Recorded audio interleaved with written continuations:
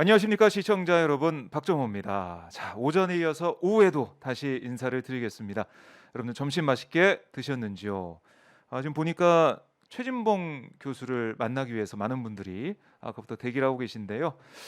그렇습니다. 이제 월요일 오후 4시 항상 저희 오마이TV와 함께 하게 될 최진봉 교수 다시 한번 소개해 드리겠습니다. 안녕하십니까 교수님. 안녕하십니까. 네. 쐐기를 네, 쐐기를 받았습니다. 받았습니다. 몰랐습니다. 방송에서 당황스럽네요. 상당히 당황스러운데 당황스럽죠? 쐐기를 박아버렸습니다. 네, 박 이렇게 기자가. 일요일 오후에 잠깐 들르셔가지고 저희 시청자들과 소통도 하시고 현안에 대한 고견을 저희가 듣는 시간을 계속 갖도록 하겠고요. 자, 지난주보다는 확실히 표정이 좀 괜찮으셨어요. 뭐 약간 좋아졌죠. 잠깐 상황이 뭐 물론 좋아진 게 완전히 좋아진 건 아니지만 아. 뭐 어쨌든 다시 다른 모멘텀을 좀 만나지 않았나. 전투력이 좀 전투력이, 상승되는 그렇게 돼야 되겠죠. 네, 그런 시점이라고 예. 또 볼 수가 있는데, 예. 자, 윤석열 당선인이 어제 용산으로 이전하겠다라고 직접 기자회견하고 설명을 했습니다. 조감독까지 들고 나와서 지휘봉으로 설명을 하면서 네. 국민들에게 이해를 구했는데, 자, 우선 이 기자회견 보시고 어떤 생각이 드셨는지 총평부터 좀 듣고 싶어요. 일단 이렇게 네. 그러니까 밀어붙이는 게 맞나 이런 생각이 들었어요. 그러니까 국민들이 과연 이 모습을 어떻게 볼까? 어떻게 볼까? 네, 개인적으로 저는 의문이 많았습니다. 저는 네. 이제 제 개인적인 생각인데요. 네, 윤석열 당선인을 지지했던 분들 중에도 상당히 실망한 분이 많지 않을까 하는 생각을 했어요. 아하. 그러니까 이렇게 중차대한 문제를 네. 데드라인 정해놓고 하잖아요. 이제 박 기자도 아시지만 이제 기사 쓸 때 데드라인 정하잖아요. 몇 시까지 기사 그렇죠. 반드시 써. 미치죠. 그 수단과 방법을 가리지 않고 기사 쓰잖아요. 네. 근데 이 문제가 그렇게 데드라인 정해서 할 문제인가? 아. 왜냐하면 고려할 사항이 너무 많아요. 그렇죠, 국방부를 이전하는 거 음. 그리고 이제 대통령실을 이전하는 거라고 하는 것은 네. 상당히 많은 부분들의 고려가 필요한 부분이고 아주 조심스럽게 정밀하게 잘 준비해서 해야 부작용이 없는 거잖아요. 근데 이거를 뭐 예를 들면 취임하기 전에 마친다. 네. 5월 9일까지 끝. 그렇죠. 이 이상을 넘어가면 안 되는 거예요. 그죠. 그러면 생각해 보세요. 진행 과정에서 좀 부작용이 있어도 진행 음. 과정에서 좀 문제가 있어도 그냥 간다는 거예요. 고. 네. 그리고 이걸 이제 건설에 한번 비교해 볼게요. 건설에. 네, 그러면 비교가 잘 돼요. 이게 어, 이해가 예, 잘 예. 돼요. 왜냐면 공사 마감 기간을 딱 정하는 거예요. 이때까지 지어. 그럼 오. 어떻게 되겠어요? 그러면 부실하게 지을 수밖에 없어요.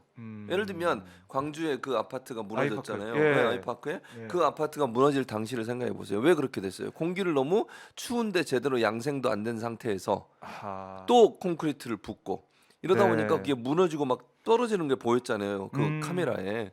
그건 결국 기간을 맞추기 위해서 그렇게 하다 보면 졸속으로 될 수밖에 없는 거예요. 예. 그래서 저는 이게 마치 건설 현장에서 공사 마감 기간을 정해놓고 그때까지 맞춰 네. 라고 지시를 하는 것이고 그러다 보면 결국 고려해야 될 사항들이 다 고려되지 않은 상태에서 밀어붙여서 그 시간에 맞춰야 되는 상황이 돼버리는 거예요.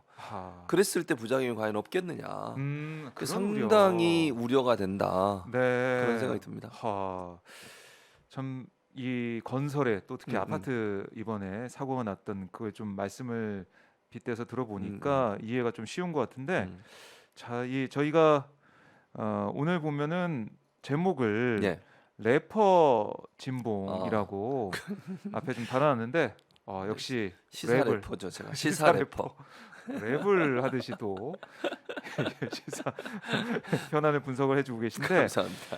자, 그 어제 보면 음. 윤석열 후보가 당선인이 여러 가지 얘기를 했지만 이 자신의 결정을 결단이라고 했어요. 그러니까 왜냐하면 청와대에 들어가서 뭐 이미 우선 이제 들어가가지고 이걸 어떻게 보면 절차에 따라서 하다 보면 오히려 이 청와대에서 못 나오게 될 거다.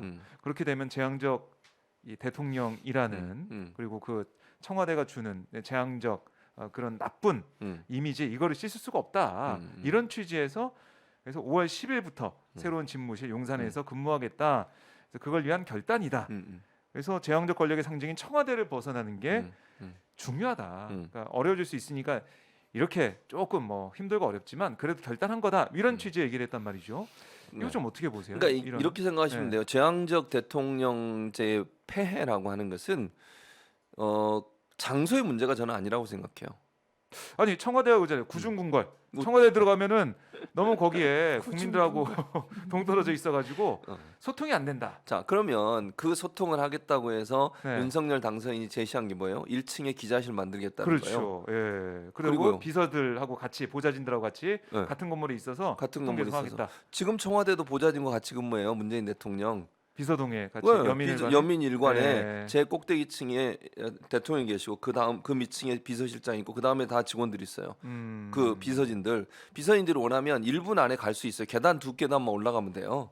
네. 그게 지금 뭐가 달라요? 그러니까 예를 들면 여민일관에서 대통령과 비서실장, 비서진들이 함께 일하고 있어요. 한 건물에서. 네. 그거하고 국방부 안에 가서 거기서 한 건물에 근무하는 거 무슨 차이가 있나요?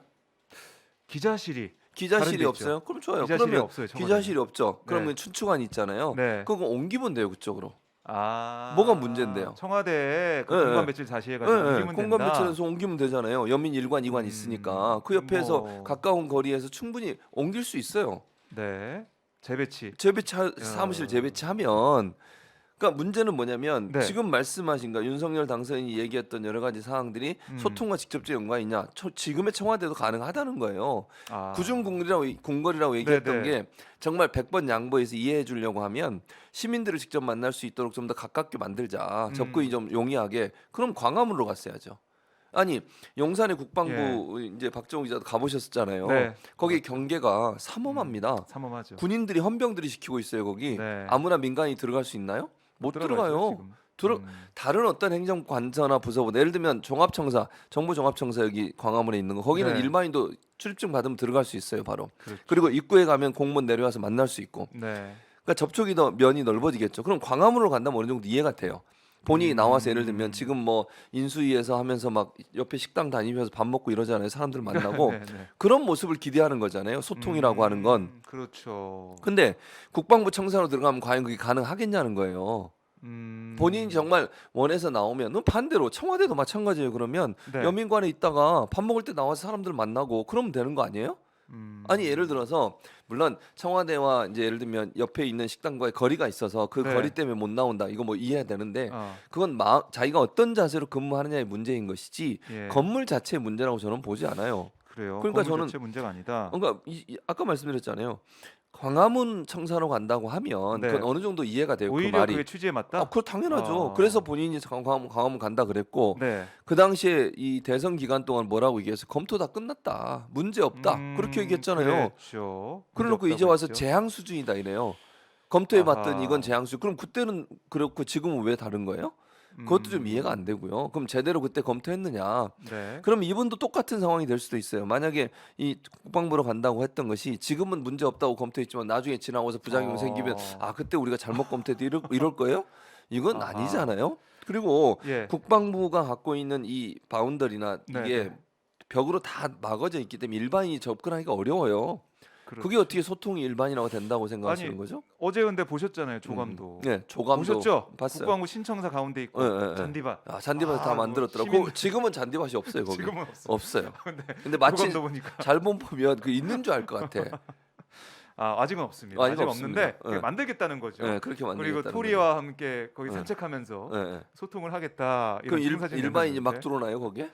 아니 청사 앞까지는 그 잔디밭 돼 있으니 거기까지는 갈 수 있다는 거 아니겠습니까? 그 어떻게 지금 하겠다고 청사진은? 얘기했냐면 네. 이게 백악관 그렇죠. 가보셨어요? 백악관. 백악관 가보면 이렇게 펜스가 있죠. 펜스가 있기는. 있어요. 예, 쇠로 된 예, 펜스가 있어요. 있습니다. 그 펜스 사이로 보여요 백악관이. 그렇죠. 거리가 아주 가까운 건 아니고 제가 지금 정확히 재보진 않았는데 한 100m 이상은 될 것 같은데 약간 그렇죠. 떨어져 있어요. 건물이 좀 앞에 그냥 보이는 정도. 네, 보이는 정도예요. 그리고 옥상에는 다 이제 무장한 네.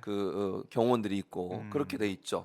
그렇게 만들겠다는 거예요. 그렇게. 그렇죠. 그러면 백악관처럼. 만약 그게 원하면 청와대를 이렇게 하면 안 돼요? 제가- 청와대요.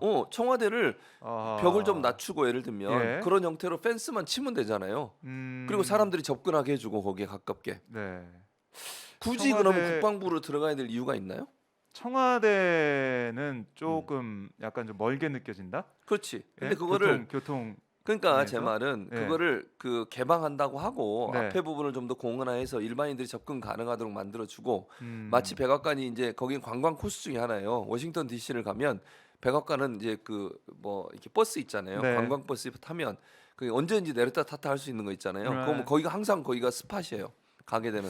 그렇군요. 그렇게 만들면 된다고 저는 봐요. 네. 그러니까 굳이 국방부로 가는 것만이 구중궁궐을 빠져나오는 것이냐? 반대로 아하. 얘기하면 국방부를 만약에 그렇게 경계를 너무 그리고 또 하나는 국방 시설이 함께 있는데 경계를 느슨하게 했을 때 올 수 있는 부작용도 고민해 봐야 돼요. 그게 그 부분은 왜 고민을 안 하는지 모르겠고. 네. 그래서 사실은 국방부로 옮긴다고 하는 것 자체는 원래 취지와는 저는 맞지 않다고 맞지 생각해요. 않다. 네, 그냥 국민과의 청와대를 소통. 가기 싫다는 거지.